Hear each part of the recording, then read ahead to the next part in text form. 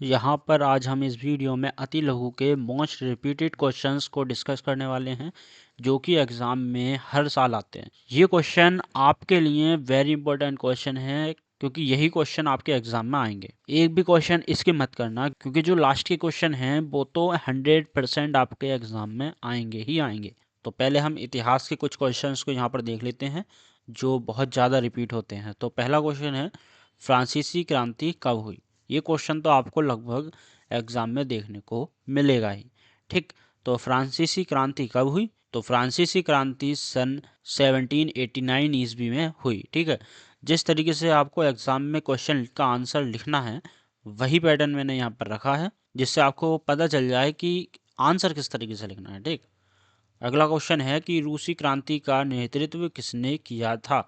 तो रूसी क्रांति का नेतृत्व व्लादिमीर लेनिन ने किया था। ठीक, अगला क्वेश्चन, दास कैपिटल ग्रंथ के लेखक कौन है? तो दास कैपिटल के लेखक कार्ल मार्क्स थे। ठीक, अगला क्वेश्चन, नाजी पार्टी का प्रतीक चिन्ह क्या था? तो नाजी पार्टी का प्रतीक चिन्ह स्वास्तिक था। अगला क्वेश्चन, वाइमर गणराज्य किस देश से संबंधित था? तो वाइमर गणराज्य जर्मनी से संबंधित था। अगला, जैकोबिन क्लब किस देश में सक्रिय था? तो जैकोबिन क्लब फ्रांस में सक्रिय था। ठीक, अब ज्योग्राफी के क्वेश्चन हम यहाँ पर सॉल्व कर लेते हैं, भूगोल के, जो वेरी इंपॉर्टेंट क्वेश्चन है। क्वेश्चन है कि भारत में सर्वाधिक वर्षा प्राप्त करने वाला स्थान कौन सा है? तो भारत में सर्वाधिक वर्षा मौसिन राम में होती है।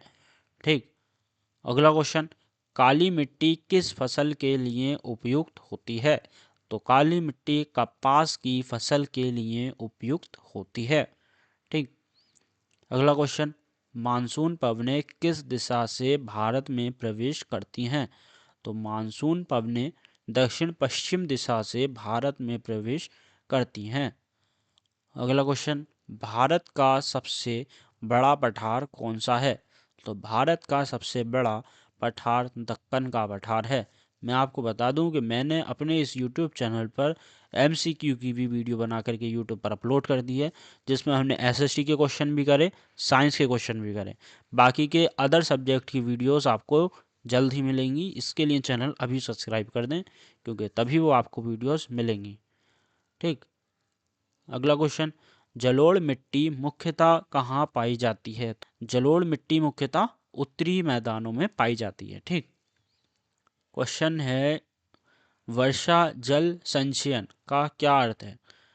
वर्षा के जल को संग्रहित करने की प्रक्रिया को वर्षा जल संचयन कहते हैं। ठीक, अब हम यहाँ पर नागरिक शास्त्र से संबंधित जितने भी महत्वपूर्ण क्वेश्चन हैं वो कर लेते हैं। अब क्वेश्चन है कि भारत का संविधान कब लागू हुआ? तो भारत का संविधान 26 जनवरी 1950 को लागू हुआ था। ठीक है, ये पैटर्न मैंने वो रखा है जो आपको एग्जाम में लिखना है। ठीक है, क्वेश्चन है कि भारतीय संविधान का रक्षक किसे कहा जाता है? तो भारतीय संविधान का जो रक्षक कहा जाता है वो सर्वोच्च न्यायालय को कहा जाता है। ठीक, क्वेश्चन है कि लोकतंत्र की मुख्यता विशेषता क्या है? तो लोकतंत्र की जो मुख्य विशेषता है वो जनता की भागीदारी है। ठीक, क्वेश्चन है कि लोकसभा का कार्यकाल कितने वर्षों का होता है? तो लोकसभा का कार्यकाल 5 वर्षों का होता है। क्वेश्चन है कि भारत में सरकार के कितने स्तर होते हैं? तो भारत में सरकार के 3 स्तर होते हैं। अगला, ग्राम सभा क्या है? तो गांव के सभी पंजीकृत मतदाताओं की सभा को ग्राम सभा कहते हैं। क्वेश्चन आपको ऐसे ही देखने को मिलेंगे। अब हम यहाँ पर अर्थशास्त्र से संबंधित जितने भी महत्वपूर्ण क्वेश्चन हैं वो सारे यहाँ पर डिस्कस कर लेते हैं। तो पहला क्वेश्चन है कि भारत की राष्ट्रीय आय की गणना कौन करता है? तो भारत की राष्ट्रीय आय की गणना राष्ट्रीय सांख्यिकी कार्यालय NSO करता है। ठीक है, अगला क्वेश्चन, प्राथमिक क्षेत्र से क्या तात्पर्य है? प्राथमिक क्षेत्र, तो कृषि एवं प्राकृतिक संसाधनों से जुड़े कार्यों को प्राथमिक क्षेत्र कहते हैं।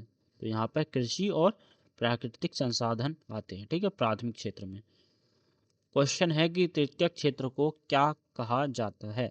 तो तृतीय क्षेत्र को सेवा क्षेत्र कहा जाता है। बेरोजगारी से क्या तात्पर्य है?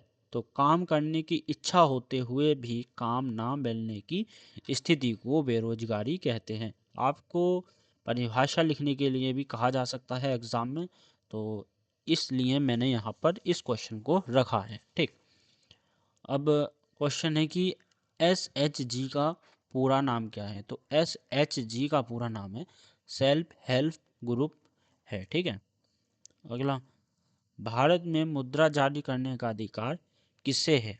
तो भारत में मुद्रा जारी करने का अधिकार जो है वो RBI को है, भारतीय रिजर्व बैंक, RBI को। ठीक है, तो ये टोटल 24 क्वेश्चन थे। हमने यहाँ पर SST के वन लाइनर क्वेश्चन देखे, और ये क्वेश्चन वो हैं जो एग्ज़ाम में लगभग हर बार रिपीट होते हैं। तो इस बार भी अगर ये रिपीट हुए तो 100% चांसेस हैं आपका स्कोर बहुत ही बढ़िया आएगा। बाकी नेक्स्ट वीडियो आपको जल्दी मिलेगी, उसके लिए चैनल सब्सक्राइब कर दें। एक एक क्वेश्चन बेहतरीन वाला करवाने वाला हूँ मैं आपको, तो चैनल अभी और जल्दी से सब्सक्राइब कर दें।